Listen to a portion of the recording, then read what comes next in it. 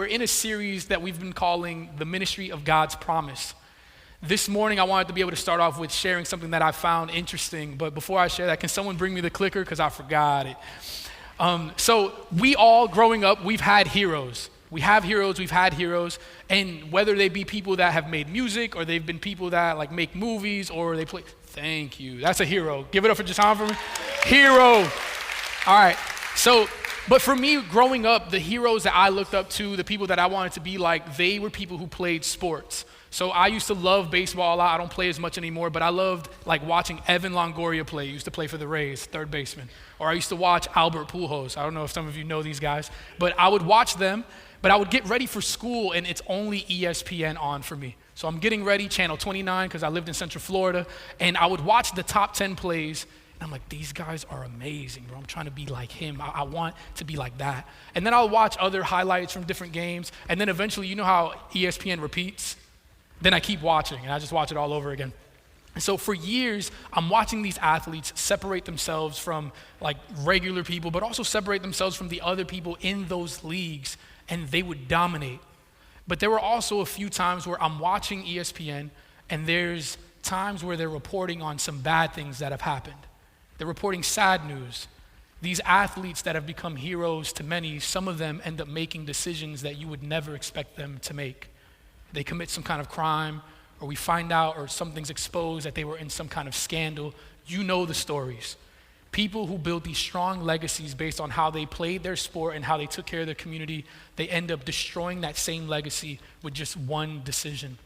We've seen this with athletes. We've seen it with actors, and we've also seen it sadly with different people who are spiritual leaders.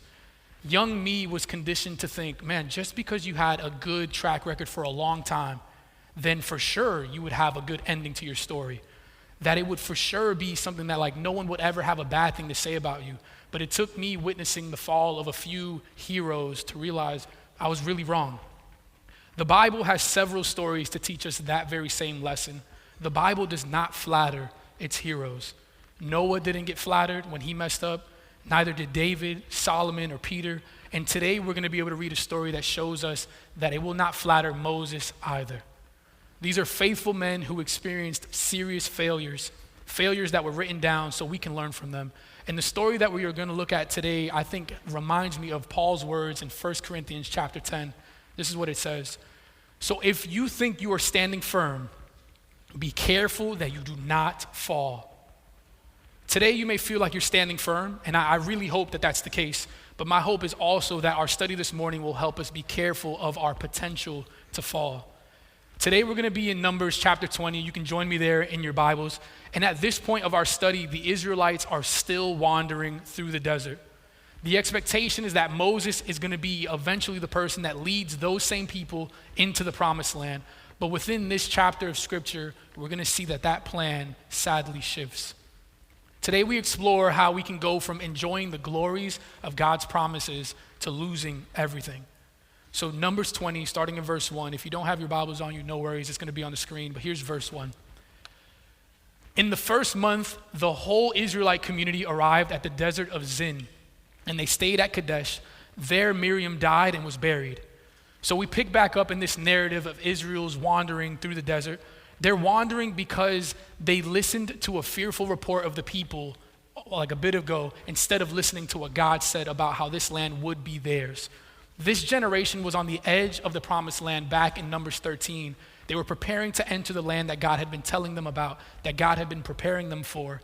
But as a judgment for their fearful and faithless rebellion, God tells those of Israel who are 20 years old and above, he tells them that they will no longer enter the land that he swore them.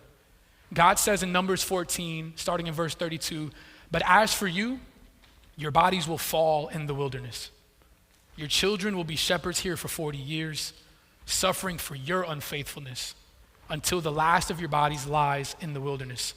So now where we're picking up in Numbers 20, we have this shift. We're going from this old generation to a new generation. And at this point, most of those people that were part of that old generation that ended up not being able to come into the promised land, most of them have passed away.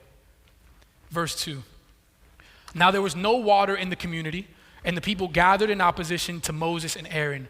They quarreled with Moses and said, If only we had died when our brothers fell dead before the Lord. The complaint about not having water is something that's very familiar. We've been able to see this throughout. We've been able to see it back in Exodus 17, but I want you to imagine hearing this again and again, like what it must feel like to be Moses. We dealt with this complaint a while ago, 40 years ago, and now you're still complaining. And I know that you work with people that complain and complain and complain. And it's something that I think we can understand or be able to see, like, man, Moses, I wonder how you feel through this stuff. It must not be easy. This complaint of wanting water or complaining about their circumstance was one that they had when they were first freed from Egypt. It's also familiar because they have not stopped complaining since that point. There's this continuation, complaining that's been going on. And even for you, I mean, the last 4 weeks, the 4 Sundays, you're hearing Israel complained again, and Israel complained another time. And here they are again, one more time, complaining. Even though it's a new generation, they still have the attitude of the older generation, the rebellious generation. They're ungrateful, they're angry, and they're quarreling. In this current fight with Moses and Aaron, they have some interesting words to be able to say to them. If only we had died when our brothers fell dead before the Lord. The thirst that they're feeling is enough for them to wish they would have died with those that Tiago preached about last week, the ones that were swallowed by the earth. You might remember, but it was definitely an option for those people to die. They could have just stood back and let the earth swallow everybody. But instead of letting that happen, Moses and Aaron intercede for those complaining people. In number 16, they fall face down before God, pleading that God would not kill the whole assembly of the Israelites just because of the sin of one man. So yeah, they could have had what they're asking for. They could have died. But out of love, Moses and Aaron plead for their people on behalf. They talk to God and plead for them. This complaint here and even earlier, it's an insult to God. It's an insult to God, but it's also an insult to the loving leadership of the two men, Moses and Aaron. This is the way that the community says thank you to Moses and Aaron, and then they continue with their complaints. Why did you bring the Lord's community into the wilderness? That we and our livestock should die here? Why did you bring us up out of Egypt to this terrible place? It has no grain or figs, grapevines or pomegranates, and there's no water to drink. The community feels set up. They believe that they've been led to this place in the desert, away from water, to be killed along with their animals. The complaint a verse ago is, hey, we wish we would have died. And now the complaint is actually, hey, did you bring me here to die? And they're complaining and they're going back and forth about these things. The complaints communicate something similar to saying, God should have just let me die in my sin rather than allowing me to live and face the consequences for it. They feel the land that God has led them into is terrible. It's terrible because it doesn't have what they want. It doesn't have water, it doesn't have pomegranates, and it doesn't have grain. Their circumstance during slavery to Egypt, they believe, was more enjoyable. Here's a little graph just to compare the situations between what happened in Exodus 17 and what's happening right now. About 40 years after these first complaints for them wanting water after they were freed from Egypt, most of this generation, the old generation from Exodus 17, has passed away. But a lot is still the same. The same setting, they're in a desert. It's the same crisis, they lack water. The same reaction, complaining to Moses. It's the same heart of lacking trust. But at the end of both of these situations, we still see God supply for them. God still provides exactly what they're asking for, even though they're complaining on the way there. But as we consider these two generations, I want to make sure that you don't get caught up in the mindset of man, the Israelites are just a bunch of kind of people. Because I think you live in South Florida, and it's summertime, and you complain pretty similar. Your walk from your car to here, you probably were sweating. You're like, man, I can't stand this, bro. I walked 30 seconds and I'm sweating. You can't stand it. You hate that feeling of you walk a little bit and now you got beads of sweat rolling down your body and you're trying to figure out how to make sure they don't show. For me personally, the thing I hate the most, when the back of my knee starts to sweat, it's just, I sound like them when the back of my knee starts to sweat. I can't stand it. But I want you to consider that element. You are annoyed at different things about the heat that you're currently in, and a lot of you have the Stanley water bottles, the Owalis, you have whatever brand of water bottle filled to the brim. So you're dealing with the heat, and you're sipping water. You deal with some heat and you sip water. But I want you to be able to see that you relate to them. Imagine if you were dropped in some random desert and you're just marching around until you hit your 10,000 steps for the day, and then you recognize there's no water for you. You're not gonna be like, great workout. What do we do now? Like tomorrow, the same thing, 10,000 more steps, no water? Sure, that's fine. That's scary. That's not something that you would just be comfortable with. And again, I'm not saying these things to justify their behavior, but I am saying it because you are more like them, we are more like them than we actually want to give credit, than we actually want to recognize. So it's a challenging situation for them. They've been walking a long time, and this is understandable. And then you also think about Moses being the one trying to lead this complaining group. I don't know if you've been in a situation where you're trying to give some direction to people that are just complaining, but it's terrible. He's been dealing with these thirsty, tired, rebellious people for a long time, and he's been doing it faithfully. He's been doing it with love. He's served them even when they've decided, hey, actually, we want to kill you. We want to have you dead. That's what we want to. You've done all this stuff for us, but we want you killed. But those wonderful memories are not at the front of the minds of these thirsty Israelites. The issue at hand is all they can think about. And after hearing these complaints, Moses and Aaron went from the assembly to the entrance of the tent of meeting and fell face down. And the glory of the Lord appeared to them. I imagine Moses and Aaron, they're looking at this group and they're hearing all these different disrespectful things, all these complaints, and they decide, instead of retaliating, hey, let's go to God. And I imagine them turning away from the people, and they're still complaining. They're like, where are you going? Where's our water? We're gonna die. And they're still throwing out different complaints to him, and they walk away. They walk towards where God is, where they can ask God. But I also imagine them breathing, like those breathing techniques you do so you don't get mad and lash out at somebody, where you're like, and just walk. I imagine them doing that to not retaliate. And as they walk into the tent, they're overwhelmed. They're frustrated and they're unsure of what to do with these people. They still have hope, but that hope they go to God with, and they're hopeful that God would give them encouragement, that God would give them insight on how to lead these people in this current situation. And they know, they have history that God has done this before, so they have trust that it will happen again. But here's Moses, a hero, caring for the people even when they seem to care little about him. A hero even though they're treating him like he's some kind of villain. The men arrive at the entrance of the tent of meeting, and they fall face down before God. And the glory of the Lord appears. And as they lay there, God provides them with instruction for how to handle Israel's issue. The Lord said to Moses, take the staff, and you and your brother Aaron gather the assembly together. Speak to that rock before their eyes, and it will pour out its water. You will bring water out of the rock for the community so they and their livestock can drink. Both Aaron and Moses are present before the Lord, but only Moses is addressed here. And a little bit later, we're going to be able to see Aaron still plays a role in the execution of this plan. But the instructions to deal with this week's episode of complaints are simple. 3 tasks are given. Take the staff, assemble the people, speak to the rock.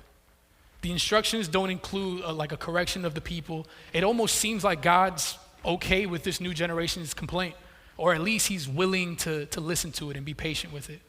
But what we do know is that these 3 tasks are simple. And after these are completed, the rock will pour out its water. Enough water that both of them, like Moses and Aaron, the rest of the Israelites, all of their animals, everybody will be able to drink. This is going to be enough water to quench the thirst for roughly 2 million people, maybe more, and be able to also make sure that all of their animals are taken care of as well. The miracle isn't going to just produce a few ounces of water for them to sip on, but this rock is going to become a spring which completely quenches the thirst of the people. The instructions have been communicated clearly, and now the pair of leaders needs to go and put them into action. So Moses took the staff from the Lord's presence, just as he commanded him. He and Aaron gathered the assembly together in front of the rock. Moses, up to this point in the scriptures, has been known by these words that I have highlighted on the screen, just as he commanded him. This is a long-standing theme with Moses, and here's some examples. So when it was time for Moses to confront Pharaoh, he did that just as the Lord commanded. When it was time to oversee the construction of the tabernacle, he did that exactly as the Lord commanded.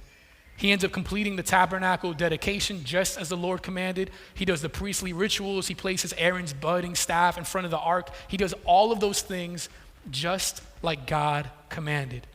Throughout the story of Moses, time and time again, this phrase is used, or something like it is repeated, to be able to emphasize the fact that Moses is faithful.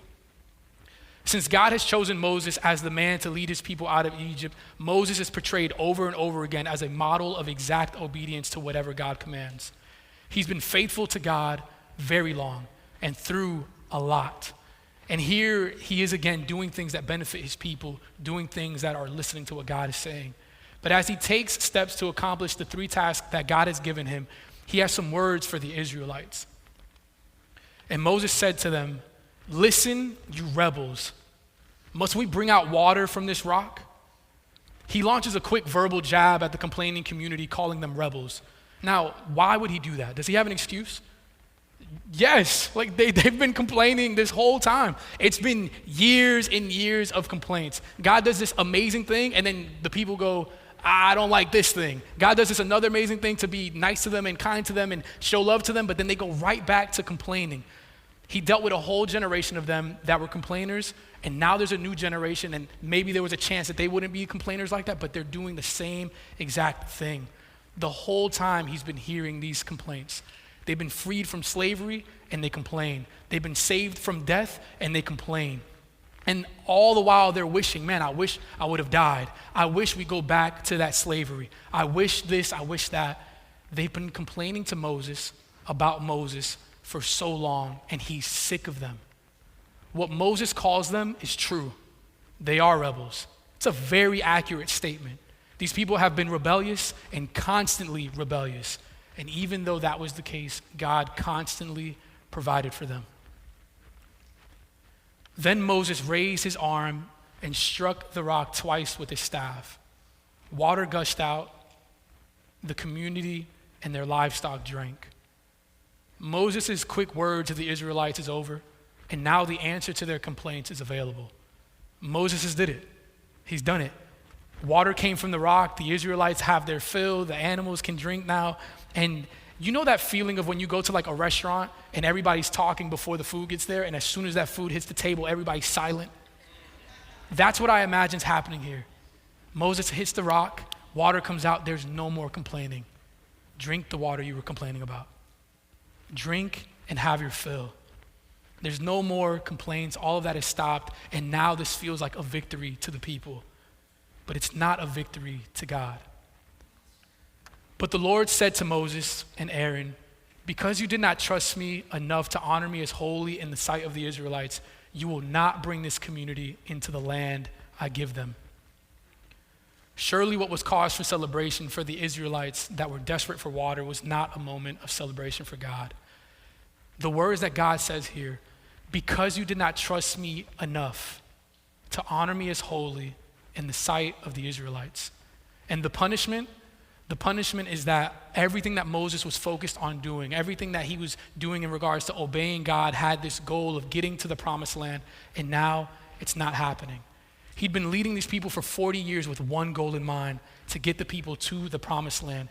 And here, God's punishment will be that the hero, Moses, has been denied. Moses has failed. Our hero has fallen.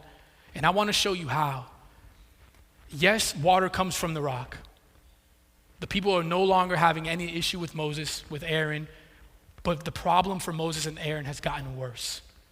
God has an issue with them because they did not do just as the Lord commanded. Do you remember the 3 commands?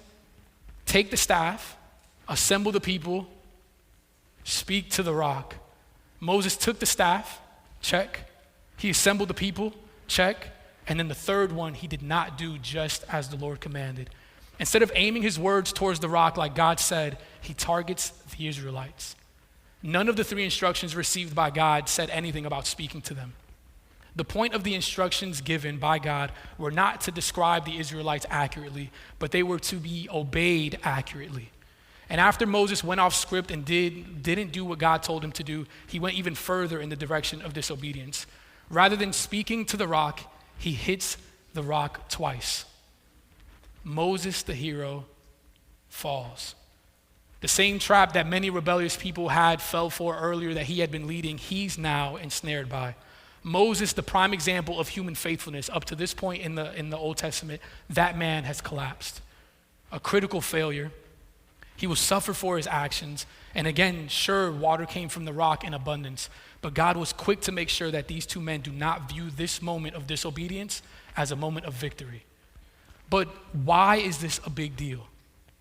Why is this such a big problem? Like the water is out, like people are taken care of. Why is this such a huge problem? God took issue with the fact that the people have seen these leaders trust his word over and over again. Moses and Aaron have been able to see God do amazing things. So for them to get to a point where they're like, hey, I know you said that, but I don't trust now, that's a problem. And by way of lacking trust, they did not honor God as holy in the sight of the Israelites. In addition, I want you to notice remember what Moses said about how the water will come from the rock. He doesn't say, hey, God's gonna give you water. He says, hey, do we need to bring water from this rock? He's diverting the people's attention from God and becoming the source of their miracle. They disrespected God in front of his people. And you know this feeling. You've been disrespected before, but you know it feels different when you're disrespected in a public place. You know that feeling. They no longer will be the ones to bring the Israelites into the promised land because of this very thing. The lack of trust in God comes at a horrible cost. The persistent issue that kept the older generation of Israelites from entering the promised land is now the same thing that's keeping Aaron and Moses out as well. They had failed to fully obey God's instruction, and as a result, their journey will come to a sad end on the border of the promised land. And it's here that we end our study for this week. It's a bitter end. The fall of a hero is never pleasant. There's probably people that you think of, they're like, I looked up to that person for so long, and they made this decision. And I forgave that person, I let them be a hero again, and then they fail again. You know that feeling. But this story here is a quality cautionary tale that we can learn from. And there's plenty that you can take away from it, but my hope is that you would at least consider taking this away. What you accomplish is empty if God isn't honored in the process. In this story, Moses accomplishes something. The water comes out because of what he did. Now it's ultimately God, but that feels like an accomplishment. But it's a failure because he lost sight of this. The point was never just to get the people water. It was never just to get the people to be quiet and stop their complaints. The point has always been to honor God as holy, to trust him. This story highlights that the ends do not justify the means. It also is a cautionary tale, I think, for spiritual leaders in particular. Just because an event goes well does not mean the person that put it together is faithful. Just because people are coming to Christ does not mean that the person that might have helped a little bit in leading that process is faithful. Accomplishment is not always the sign of faithfulness. And I think we all can relate with being tempted to prioritize the results and lose sight of remaining faithful on the way. It can feel like a win because we got what we really, really hoped for, but it's actually a loss because we failed to keep God holy in the process. We end up in situations where we have these godly goals, but we're willing to try to achieve them and justify ungodly methods to reach them. But again, what you accomplish is empty if God isn't honored in the process. Moses reached a point in his life where he made mental justifications for deviating from God's plan. I'm not sure how much the death of his sister played a role. I'm not sure if it was one of those circumstances where it was like the final straw on the camel's back. I don't know what it was, but either way, what we see here is God has an issue with it. And he still takes issue with this kind of behavior within us.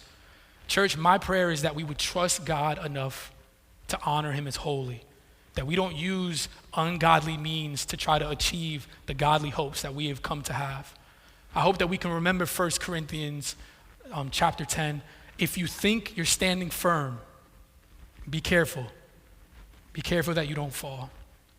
As we conclude our time this morning, I want to leave you with a thought as you meditate and take communion. Many of us know that Moses is a type of Christ. He's an example of what Jesus would be when Jesus does walk the earth. But Moses, by way of doing that, is he intercedes for the rebellious people, the same way that Christ intercedes for us. But when Moses sinned here, who was there to intercede for him? He was left to experience God's judgment without anyone pleading to God on his behalf. He has spent his life in service to pleading and interceding for these people of Israel. But no one is there to be able to do the same for him. His punishment was so severe because he has no one to stand between him and the wrath of God. He had to deal with the complete judgment he deserved for his sins, for not trusting God as holy. And today, I believe we sit here deserving of that kind of wrath as well, for the times that we haven't trusted God and treated him as holy. The only difference is we have someone committed to interceding for us perfectly at all times, which is Jesus Christ. This is a passage that I hope would help you meditate on that idea, but Hebrews 7, it says, "But because Jesus lives forever, he has a permanent place, a permanent priesthood. Therefore, he's able to save completely those who come to God through him, because he always lives to intercede for them." Take a moment to think about what it really means to have Christ interceding for you consistently.